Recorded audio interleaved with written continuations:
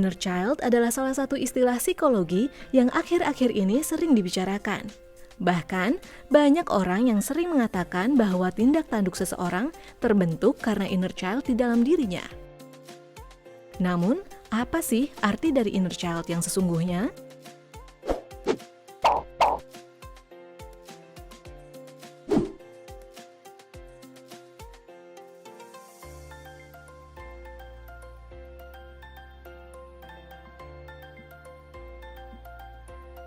Akhir-akhir ini mungkin kita sering mendengar istilah inner child. Apa sih itu maksudnya? Para pakar psikologi populer mendefinisikan inner child sebagai kumpulan pengalaman atau kenangan di masa kecil yang menetap kemudian dia terbawa hingga dewasa.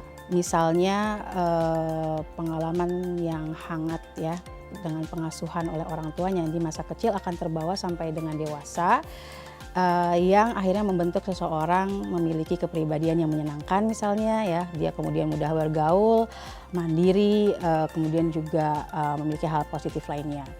Tapi sebaliknya jika orang memiliki pengalaman buruk di masa lalu, misalnya adanya trauma di masa kecil seperti itu, atau bahkan misalkan penelantaran dari orang tua, akhirnya berefek juga di masa dewasanya dalam bentuk masalah-masalah psikologis ya, misalnya adanya kecemasan ya, ketakutan, kurang percaya diri, dan juga tidak bisa terlalu terbuka terhadap dunia luar seperti itu, atau susah bergaul ya.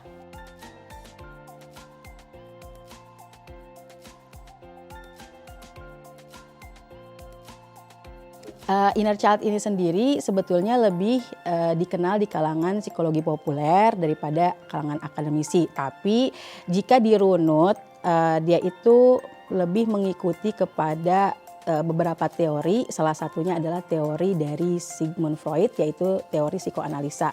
Beliau seorang psikolog ya, ahli psikologi dari Austria, yang menganalogikan manusia itu memiliki struktur psikologis seperti bentuknya adalah gunung es ya.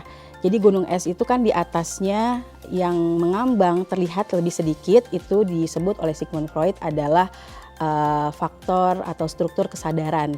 Jadi di situ isinya adalah pikiran kita, ya, perasaan kita, sebagian dari ingatan kita. Namun di bagian bawah yang lebih besar, ya, yang tidak terlihat, yang tersembunyi, itu disebut dengan unconscious atau ketidaksadaran. Isinya adalah misalnya sebagian dari ingatan-ingatan kita ya, kemudian juga di situ ada impuls atau perilaku-perilaku refleks, dan juga isinya juga semacam insting. Nah, mungkin dari sinilah asal mula ya orang-orang yang mempopulerkan istilah dari inner child itu sendiri mengambil konsep dari Sigmund Freud. Namun sebetulnya banyak juga beberapa ahli psikologi lain yang kemudian juga ikut mempopulerkan istilah inner child ini. Salah satunya adalah Carl Jung, yang mana beliau berkebangsaan Swiss, psikolog juga. Dan namun inner child ini sendiri booming sebetulnya karena tulisan oleh salah satu penulis dan juga motivator dan konselor dari Amerika Serikat, yaitu John Bradshaw. Nah, John ini kemudian sering diundang ke acara televisi karena bukunya kan bestseller ya. Kemudian dia sering diundang ke televisi, kemudian menjadi host dari beberapa acara-acara untuk mengkampanyekan inner child ini, makanya kemudian inner child menjadi booming. Bukunya sendiri sebetulnya terinspirasi dari pengalaman dia sendiri ya, yang mana dia mengalami penelantaran ketika dia masa kecilnya ya, oleh karena orang tuanya atau ayahnya itu seorang alkoholik.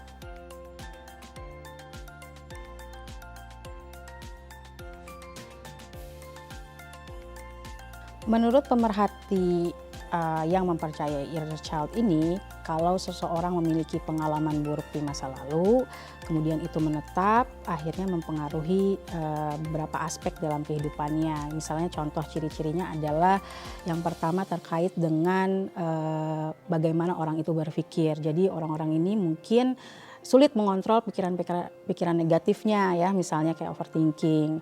Yang kedua terkait dengan perasaan. Jadi perasaannya itu sering negatif ya, mudah marah, baper lah kalau orang bilang sekarang gitu. Kemudian ada kesedihan yang mendalam. Yang terkait dengan inner child juga ada isu sehubungan dengan trust ya, trust issue. Jadi mereka karena kesulitan untuk percaya dengan orang lain ya, sehingga menjadi sulit membangun hubungan yang bermakna ya dengan orang lain, kemudian agak sulit untuk mengekspresikan diri, lalu ada perasaan semacam tidak dicintai dan tidak berharga.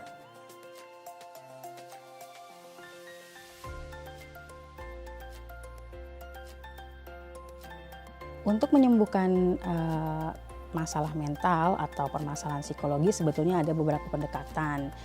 Pendekatan yang umumnya digunakan, misalnya contoh yang sebelumnya saya pernah sebutkan tadi adalah psikoanalisa.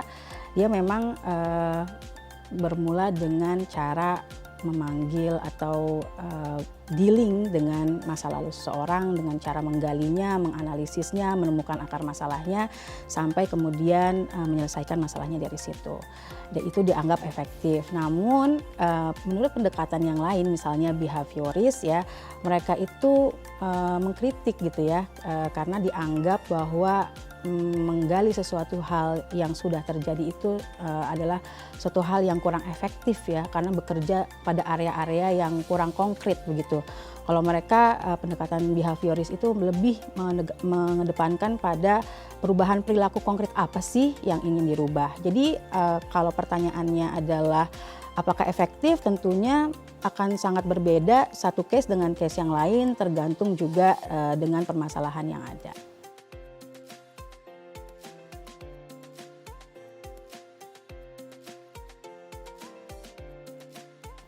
Seperti yang sudah saya sebutkan sebelumnya bahwa setiap orang itu adalah unik dan memiliki cara atau strategi dan mekanisme untuk penyelesaiannya sendiri begitu ya.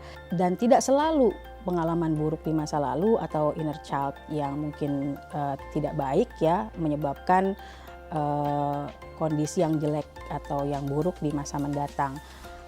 Tidak sedikit orang yang kita temukan justru bisa sembuh dengan cepat, kemudian tuh dia bouncing back, istilahnya bouncing back itu seperti bola, dia tuh memantul. Ya, dia jatuh tapi kemudian bangkit, bahkan lebih kuat lagi setelah mengalami kemalangan.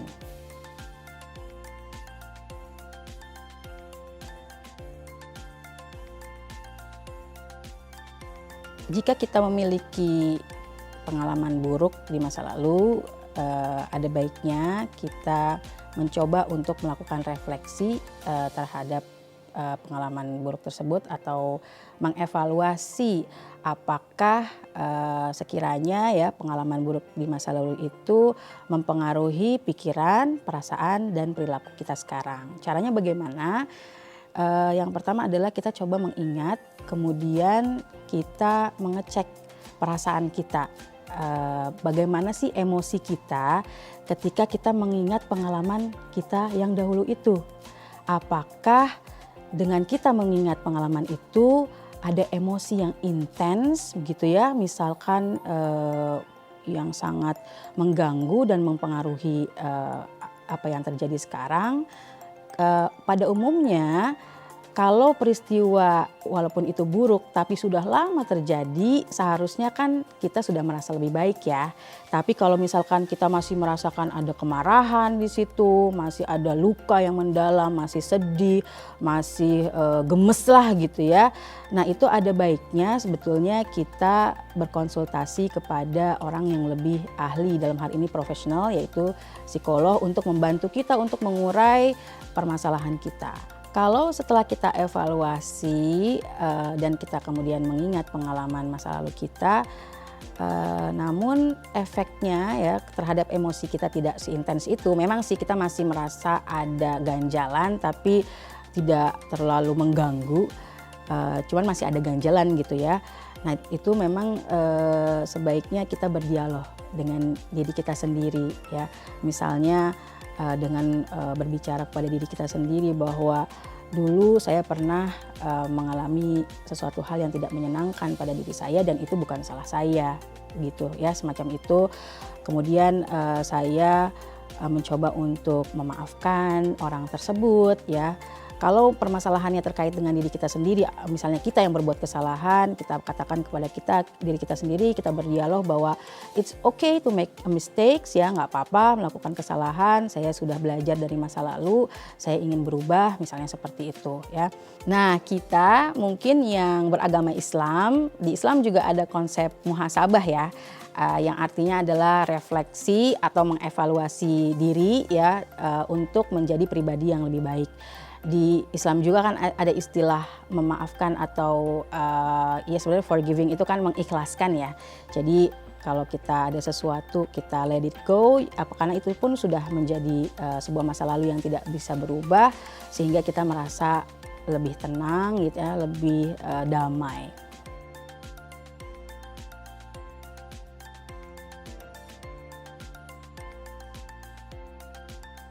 Seperti yang telah saya singgung sebelumnya, inner child ini lebih dikenal di kalangan psikologi populer. Oleh karena itu memang kronologis akademiknya masih perlu ditelusuri lagi. Selain itu, inner child ini masih belum ditopang oleh bukti empiris dan juga penelitian-penelitian yang kuat. Sehingga kita perlu untuk secara bijaksana menggunakan konsep dari inner child ini. Terlebih sekarang kan di generasi digital ini ya, orang banyak melakukan self assessment, kemudian mengevaluasi diri sendiri, dan lebih parahnya jika hasil self assessment itu digunakan untuk dalih ya, tidak melakukan tugas-tugasnya ya atau tanggung jawabnya sebagai manusia dewasa. Kalau kita terlalu fokus pada inner child, kemudian memikirkan masa lalu, kita menjadi sulit untuk move on dan juga kesulitan ya untuk menghadapi dunia nyata. Saat inner child terluka, maka akan berdampak pada kehidupan sobat IPB sebagai orang dewasa dalam mengambil keputusan dan menjalani hubungan dengan orang lain. Jika kita merasa pernah mengalami kejadian masa lalu yang pahit, terutama di masa kecil, mungkin ada baiknya kita coba mengevaluasi apakah pengalaman tersebut mempengaruhi pikiran, perasaan, dan perilaku kita di masa sekarang.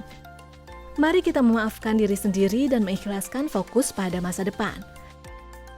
Terima kasih sudah menyaksikan tayangan ini. Jangan lupa like, komen, subscribe, share, dan nyalakan notifikasinya supaya kamu nggak ketinggalan tayangan terbaru dari IPB TV.